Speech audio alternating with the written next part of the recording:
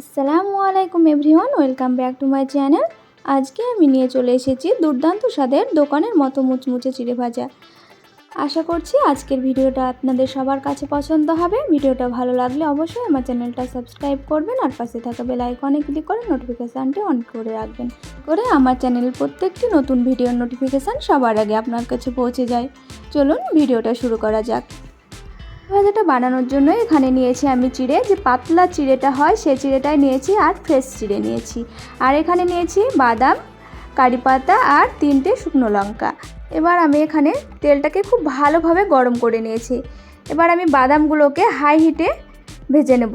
High হিটে আমি বাদামগুলোকে ভেজে নেব যতক্ষণ না বাদামের কালারটা চেঞ্জ হয়ে আসে। অবশ্যই কিন্তু হাই হিটে বাদামগুলো ভেজে নেবেন। প্রায় 1 থেকে 2 মিনিট এরকমভাবে হাই হিটে আমি বাদামগুলোকে ভেজে নেব।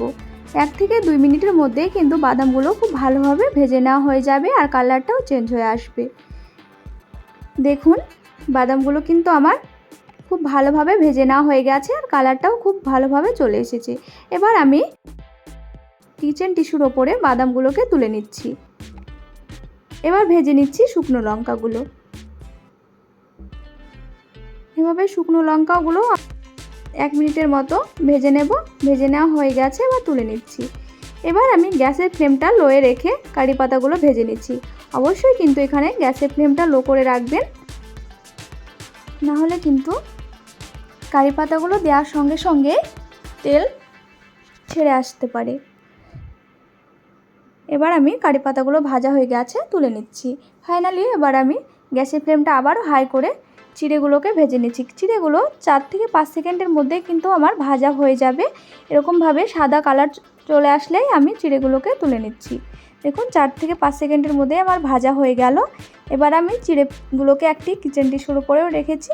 এবার উপরে আর একটি কিচেন টিস্যু নিয়ে এভাবে চেপে চেপে যে এক্সট্রা তেলটা আছে সেটাকে আমি মুছে নিচ্ছি। এইভাবেই চেপে চেপে কিন্তু এক্সট্রা তেলটাকে মুছে নিতে হবে। তাহলে কিন্তু আপনারা যে এয়ারটাইট কন্টেনারের মধ্যে রাখলে যে তেলের কাটা গন্ধটা সেটা থাকবে না।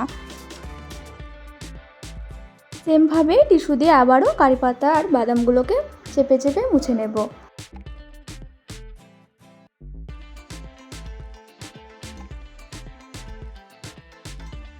সেমভাবে আমি কিন্তু কারি পাতাগুলোকে আবার টিস্যু দিয়ে মুছে নিচ্ছি। বাদামগুলোকেও আমি টিস্যু দিয়ে মুছে নিলাম। এভাবে টিস্যু দিয়ে যে এক্সট্রা তেলটা থাকে সেটা মুছে নিলে প্রায় 1 মাসের মতো এই চিড়ে ভাজাটা সংরক্ষণ করে রাখতে পারবেন, কোনো তেল কাটা গন্ধ আসবে না। এবার আমি চিড়েগুলোকে মেশানোর জন্য একটি মিক্সিং বোল নিয়েছি। এবার দিয়ে দিচ্ছি চিড়েগুলো আমি সবগুলোই দিয়ে দিলাম।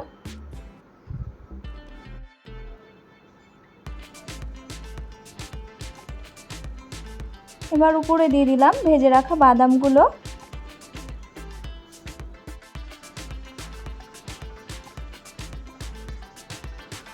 আর দিয়ে দিলাম ভেজে রাখা কারি পাতাগুলো। এভাবে আমি একটু কারি পাতাগুলো হাত দিয়ে একটু পেস্ট করে কুচিয়ে নেব। লঙ্কাটাকেও সেমভাবে হাত দিয়ে পেস্ট করে একটু কুচিয়ে নিয়ে দিয়ে দেব।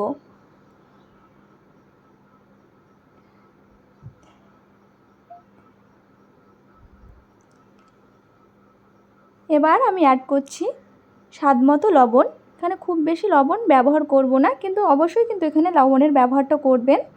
স্বাদ মতো লবণ আমি দিয়ে দিলাম। এবার দিয়ে দেব চানাচুর। এটা অপশনাল, আপনারা চাইলে দিতেও পারেন আবার নাও দিতে পারেন। এটা টেস্টটা ভালো আসার জন্য আমি দিয়ে দিলাম। এবার আমি সবগুলো উপকরণকে ভালোভাবে এবার মিশিয়ে নেব।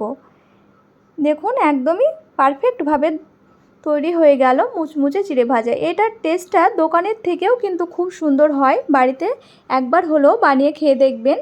আর ভিডিওটা কেমন লাগলো অবশ্যই আমাকে কমেন্টে জানাবেন আর একটি লাইক করবেন। সবাই ভালো থাকবেন, সুস্থ থাকবেন। এখনকার মতো বিদায় নিচ্ছি। আল্লাহ হাফেজ।